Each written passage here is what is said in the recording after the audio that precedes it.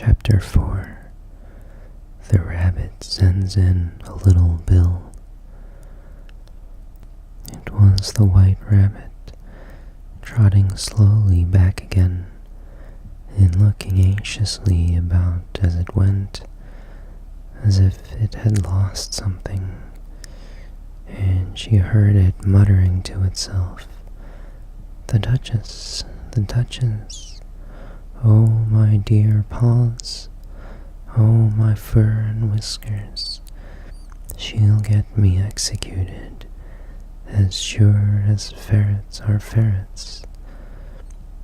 Where can I have dropped them, I wonder?"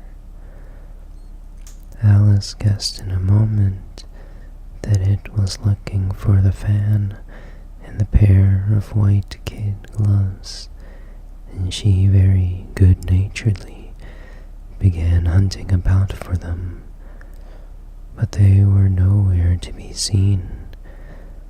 Everything seemed to have changed since her swim in the pool, and the great hall, with the glass table and the little door, had vanished completely. Very soon the rabbit noticed Alice as she went hunting about, and called out to her in an angry tone, "Why, Mary Ann, what are you doing out here? Run home this moment and fetch me a pair of gloves and a fan. Quick, now." And Alice was so much frightened that she ran off at once in the direction it pointed to, without trying to explain the mistake it had made. "He took me for his housemaid," she said to herself as she ran.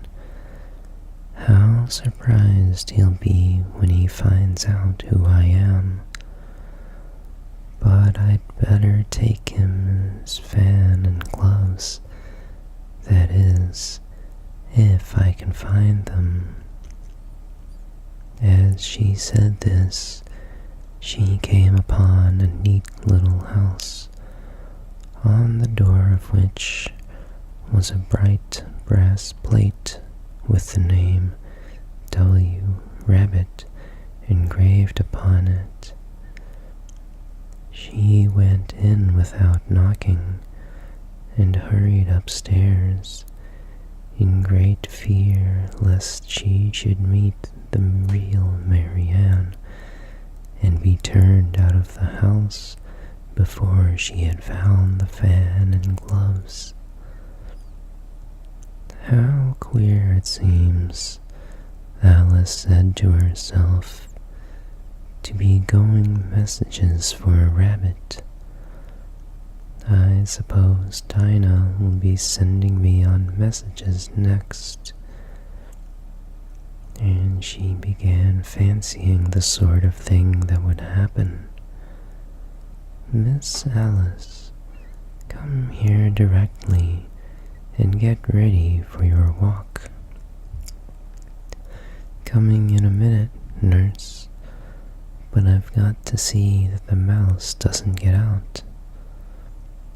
Only I don't think," Alice went on, "that they'd let Dinah stop in the house if it began ordering people about like that." By this time, she had found her way into a tidy little room with a table in the window, and on it, as she had hoped, a fan and 2 or 3 pairs of tiny white kid gloves. She took up the fan and a pair of the gloves, and was just going to leave the room when her eye fell upon a little bottle that stood near the looking-glass. There was no label this time with the words "Drink me," but nevertheless she uncorked it and put put it to her lips. "I know something interesting is sure to happen," she said to herself, "whenever I eat or drink anything, so I'll just see what this bottle does. I do hope it'll make me grow large again, for really, I'm quite tired of being such a tiny little thing."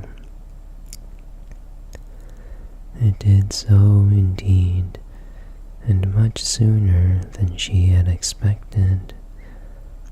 Before she had drunk half the bottle, she found her head pressing against the ceiling and had to stoop to save her neck from being broken. She hastily put down the bottle, saying to herself, "That's quite enough. I hope I shan't grow any more. As it is, I can't get out at the door. I do wish I hadn't drunk quite so much." Alas, it was too late to wish that. She went on growing and growing, and very soon had to kneel down on the floor. In another minute, there was not even room for this, and she tried the effect of lying down with one elbow against the door and the other arm curled round her head. Still, she went on growing, and, as a last resource, she put one arm out of the window and one foot up the chimney, and said to herself, "Now I can do no more, whatever happens. What will become of me?" Luckily for Alice, the little magic bottle had now had its full effect, and she grew no larger. Still, it was very uncomfortable, and as there seemed to be no sort of chance of her ever getting out of the room again, no wonder she felt unhappy. It was much pleasanter at home, thought poor Alice, when one wasn't always growing larger and smaller, and being ordered about by mice and rabbits.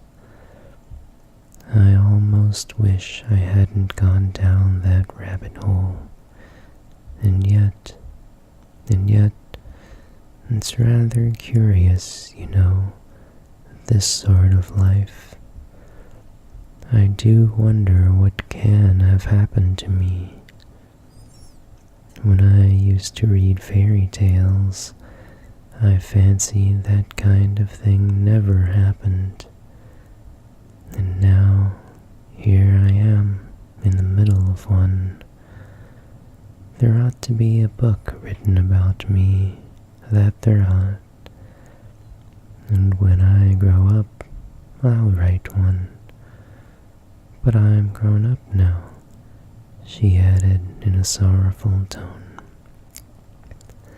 At least, there's no room to grow up anymore here. But then, thought Alice, shall I never get any older than I am now? That'll be a comfort, one way, never to be an old woman. But then, always to have lessons to learn. Oh, I shouldn't like that. "Oh, you foolish Alice," she answered herself. "How can you learn lessons here? Why, there's hardly room for you, and no room at all for any lesson books." And so she went on, taking first one side and then the other, and making quite a conversation of it all together. But after a few minutes, she heard a voice outside and stopped to listen. "Marianne, Marianne," said the voice, "fetch me my gloves this moment." Then came a little pattering of feet on the stairs. Alice knew it was the rabbit coming to look for her, and she trembled till she shook the house, quite forgetting that she was now about 1,000 times larger as the rabbit, and had no reason to be afraid of it. Presently, the rabbit came up to the door and tried to open it, but as the door opened inwards, and Alice's elbow was pressed hard against it, that attempt proved a failure. Alice heard it say to itself, "Then I'll go around and get in at the window."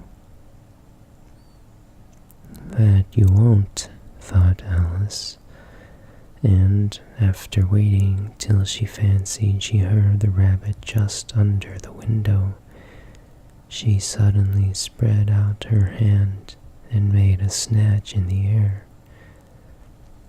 She did not get hold of anything, but she heard a little shriek and a fall and a crash of broken glass, from which she concluded that it was just possible it had fallen into a cucumber frame or something of the sort. Next came an angry voice, the rabbit's. "Pat, Pat, where are you?" And then a voice she had never heard before.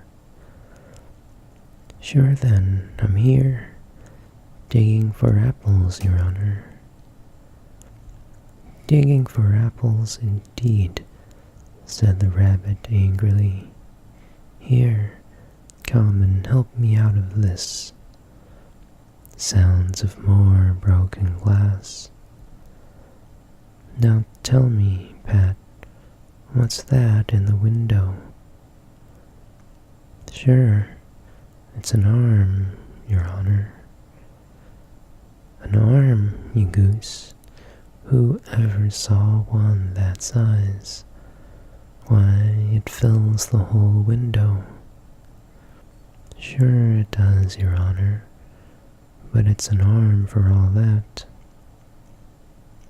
"Well, it's got no business there at any rate. Go and take it away."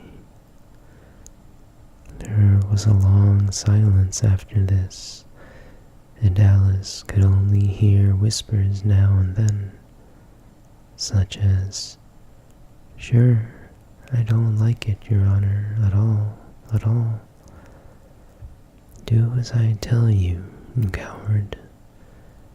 And at last she spread her hand again and made another snatch in the air.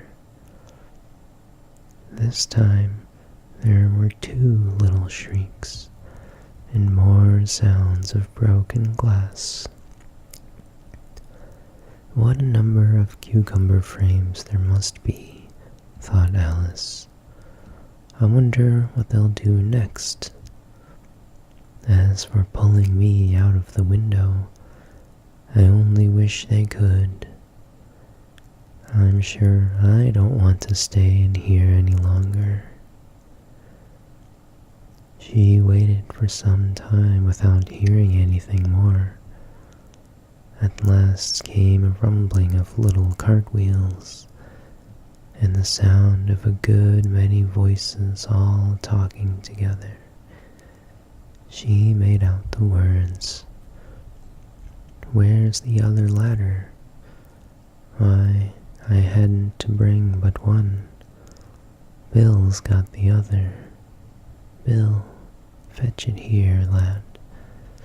Here, put 'em up at this corner. No, tie 'em together first. They don't reach half high enough yet. Oh, that'll do well enough. Don't be particular. Here, Bill, catch hold of this rope. Will the roof bear? Mind that loose slate. Oh, it's coming down, heads below. A loud crash. Now, who did that? It was Bill, I fancy. Who's to go down the chimney? Nay, I shan't. You do it. That I won't then. Bill's to go down. Here, Bill, the master says you're to go down the chimney. Oh, so Bill's got to come down the chimney, has he? Said Alice to herself. Shy, they seem to put everything upon Bill. I wouldn't be in Bill's place for a good deal. This fireplace is narrow, to be sure, but I think I can kick a little. She drew her foot as far down the chimney as she could, and waited till she heard a little animal. She couldn't guess of what sort it was, scratching and scrambling about in the chimney close above her. Then, saying to herself, "This is Bill," she gave one sharp kick and waited to see what would happen next. The first thing she heard was a general chorus of, "There goes Bill." Then the rabbit's voice along, "Catch him, you by the hedge." Then silence. Then another confusion of voices. "Hold up his head. Brandy, now, don't choke him. How was it, old fellow? What happened to you? Tell us all about it." Last came a little feeble, squeaking voice. "That's Bill," thought Alice. "Well, I hardly know. No more, thank ye, I'm better now. But I'm a deal too flustered to tell you. All I know is something comes at me like a jack-in-the-box, and up I goes like a skyrocket." "So you did, old fellow," said the others. "We must burn the house down," said the rabbit's voice, and Alice called out as loud as she could, "If you do, I'll set Dinah at you." There was a dead silence instantly, and Alice thought to herself, "I wonder what they will do next. If they had any sense, they'd take the roof off." After a minute or two, they began moving about again, and Alice heard the rabbit say, "A barrowful will do to begin with." "A barrowful of what?" thought Alice, but she had not long to doubt, for the next moment a shower of little pebbles came rattling in at the window, and some of them hit her in the face. "I'll put a stop to this," she said to herself, and shouted out, "You better not do that again," which produced another dead silence. Alice noted with some surprise that the pebbles were all turning into little cakes as they lay on the floor, and a bright idea came into her head. If I eat one of these cakes, she thought, it's sure to make some change in my size, and as it can't possibly make me larger, it must make me smaller, I suppose. So she swallowed one of the little cakes, and was delighted to find that she began shrinking directly. As soon as she was small enough to get through the door, she ran out of the house and found quite a crowd of little animals and birds waiting outside. The poor little lizard, Bill, was in the middle, being held up by 2 guinea pigs, who were giving it something out of a bottle. They all made a rush at Alice the moment she appeared, but she ran off as hard as she could, and soon found herself safe in a thick wood. "The first thing I've got to do," said Alice to herself as she wandered about in the wood, "is to grow to my right size again, and the second thing is to find my way into that lovely garden. I think that will be the best plan." It sounded an excellent plan, no doubt, and very neatly and simply arranged. The only difficulty was that she had not the smallest idea how to set about it, and while she was peering about anxiously among the trees, a sharp little bark just over her head made her look up in a great hurry. An enormous puppy was looking down at her with large, round eyes, and feebly stretching out one paw, trying to touch her.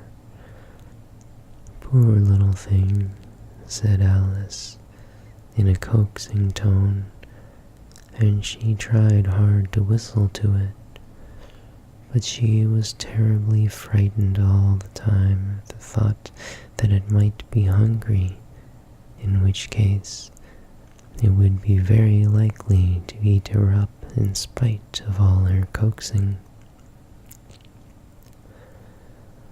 Hardly knowing what she did, she picked up a little bit of stick and held it out to the puppy, whereupon the puppy jumped into the air off all its feet at once, with a yelp of delight, and rushed at the stick, and made believe to worry it. Then Alice dodged behind a great thistle to keep herself from being run over, and the moment she appeared on the other side, the puppy made another rush at the stick, and tumbled head over heels in its hurry to get hold of it. Then Alice, thinking it was very like having a game of play with a cart horse, and expecting every moment to be trampled under its feet, ran round the thistle again. Then the puppy began a series of short charges at the stick, running a very little way forwards each time, and a long way back, and barking hoarsely all the while, till at last it sat down a good way off, panting, with its tongue hanging out of its mouth, and its great eyes half shut. This seemed to Alice a good opportunity for making her escape, so she set off at once, and ran till she was quite tired and out of breath, until the puppy's bark sounded quite faint in the distance. And yet "What a dear little puppy it was," said Alice, as she leant against a buttercup to rest herself and fanned herself with one of the leaves. "I should have liked teaching tricks very much, if I'd only been the right size to do it. Oh dear, I'd nearly forgotten that I've got to grow up again.